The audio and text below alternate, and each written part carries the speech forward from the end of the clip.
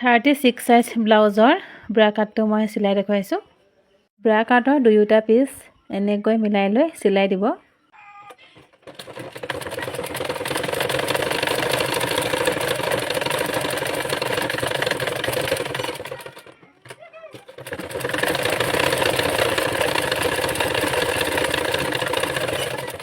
Bra কাটটোৰ মাজৰ ভাগটো চিলাবৰ কাৰণে চিলনি দুয়োটা এনেকৈ মিলাই লৈ মাজৰ ভাগটো উলিয়াই ল'লোঁ।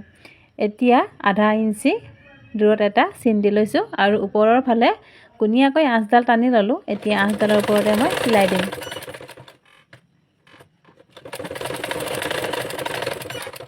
এনেকৈয়ে চিলাই ল'লোঁ। আকৌ এবাৰ আপোনালোকক মই চিলাই দেখুৱাইছোঁ।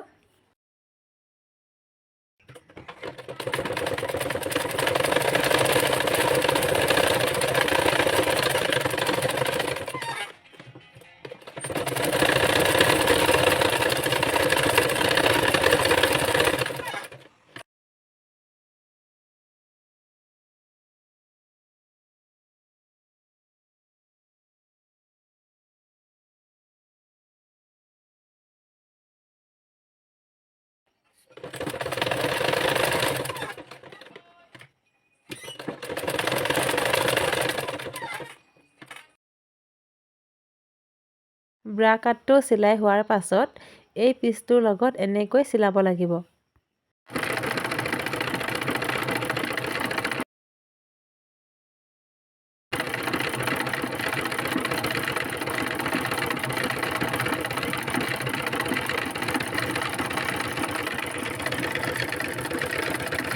এতিয়া চাওক, ব্ৰা কাটটোৰ ওপৰৰ ফালে একেবাৰে মূৰে মূৰে এনেকৈ চিলাই দিছোঁ।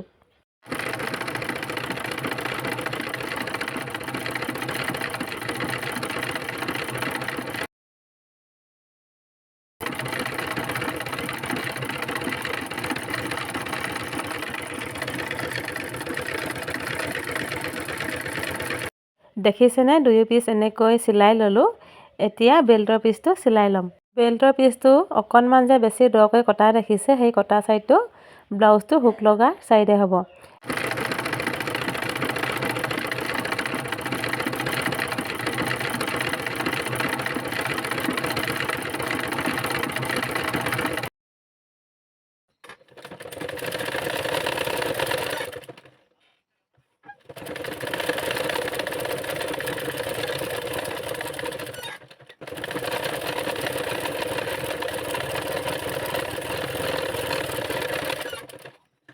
বেল্টৰ দুয়োটা পিচ এনেকৈ চিলাই ল'লোঁ। প্ৰথমে কাপোৰখন অকণমান বহলকৈ কাটি ল'লোঁ আৰু এইটো হৈছে ব্লাউজৰ চিধা ছাইডটো। এতিয়া চাওক, ব্লাউজৰ চিধা ছাইডটো মই কাপোৰখনৰ ওপৰত দি এনেকৈ চিলাই দিছোঁ। চিলনিটো বহুত বেছি ভিতৰৰ ফালে সুমুৱাই চিলাই নিদিব।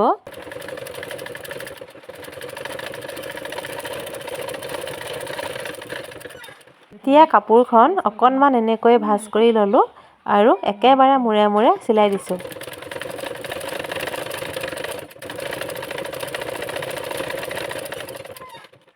এতিয়া আকৌ কাপোৰখন এনেকৈ মুটুকাই ল'লোঁ। দেখিছেনে? আকৌ এবাৰ এনেকৈ মুটুকাই চিলাই দিছোঁ।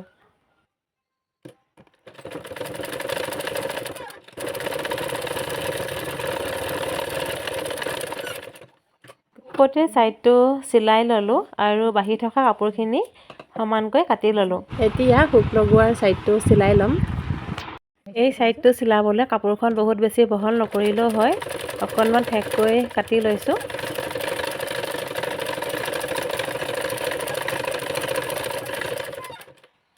এতিয়া কাপোৰখন এনেকৈ মুটুকাই লৈ চিলাই দিছোঁ।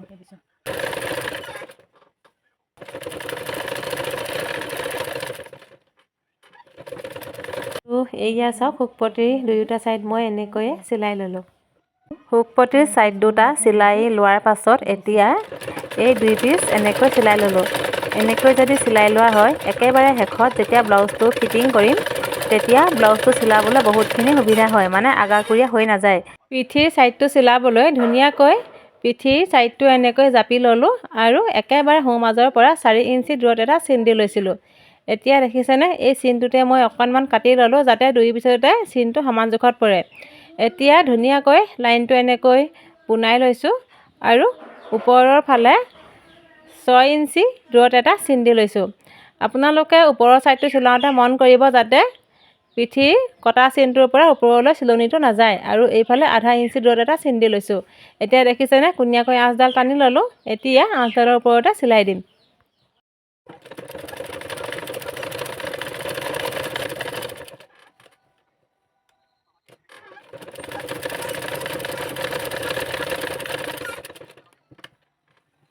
এইটো ছাইডো মই তেনেকৈয়ে চিলাই লৈছোঁ।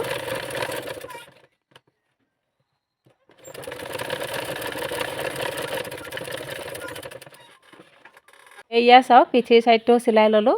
এতিয়া কান্ধৰ ছাইডটো চিলাই লৈছোঁ, মানে পিঠিৰ ছাইডটো আৰু আগফালৰ ছাইডটো এনেকৈ জইন কৰি লৈছোঁ।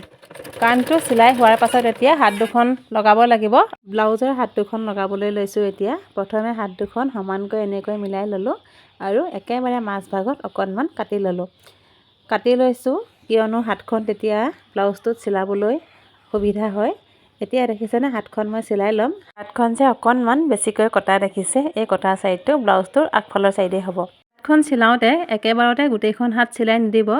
হাতখন মিলাওঁতে যে মই মাজভাগত কাটি লৈছিলোঁ, সেই কটা চিনটো এতিয়া ব্লাউজটোৰ কান্ধৰ ফালে এনেকৈ দি লৈছোঁ আৰু হাতখন এনেকৈ চিলাই দিছোঁ।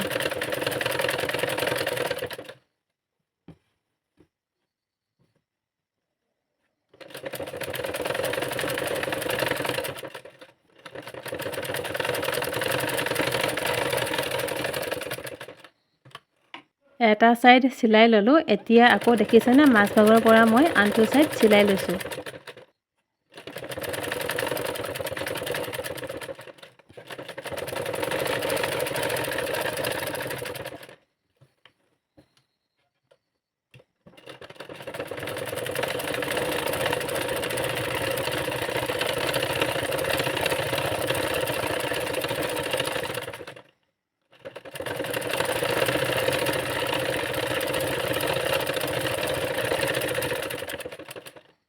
আৰু এয়া চাওক এনেকৈয়ে হাত দুখন মই লগাই ল'লোঁ। ব্লাউজটোৰ হাতখন লগাই হোৱাৰ শেষত ধুনীয়াকৈ ব্লাউজটো মিলাই ল'লোঁ আৰু ব্লাউজটোৰ চিধা ছাইডৰ ফালে একেবাৰে মূৰে মূৰে চিলাই লৈছোঁ। এনেকৈ চিলাই ল'লে আচলতে সূতাবিলাক ওলাই নাযায়, সেইকাৰণে মই প্ৰায় এনেকৈয়ে চিলাওঁ।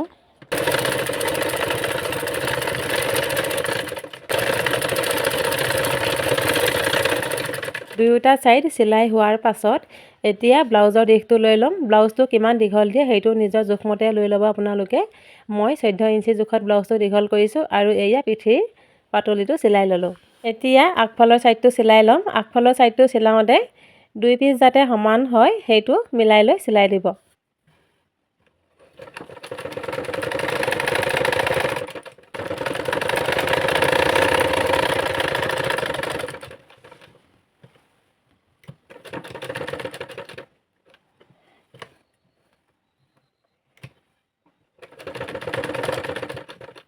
চাওক হুক পটিটো ধুনীয়াকৈ মই মিলাই ল'লোঁ, দেখিছেনে?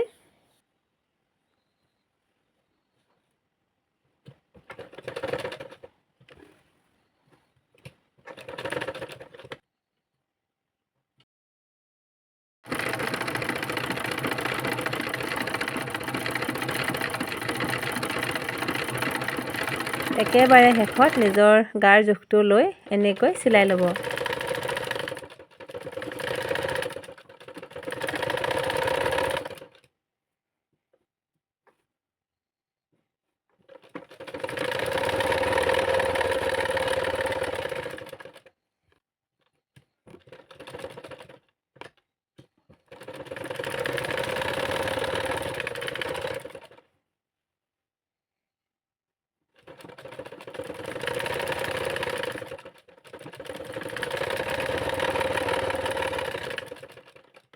এতিয়া পিঠি আৰু ডিঙিৰ পাতলিটো চিলাই ল'ম। কাপোৰখন অকণমান ঠেককৈ কাটি ল'লোঁ আৰু ব্লাউজটোৰ চিধা ছাইডৰ ফালে কাপোৰখন দি এনেকৈ চিলাই লৈছোঁ।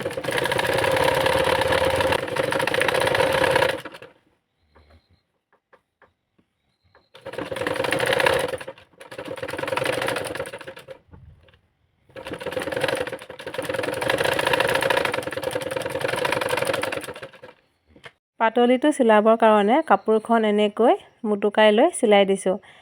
আপোনালোকে ইচ্ছা কৰিলে মেচিনতো চিলাব পাৰে। মই হাতেৰে চিলাই দিছোঁ।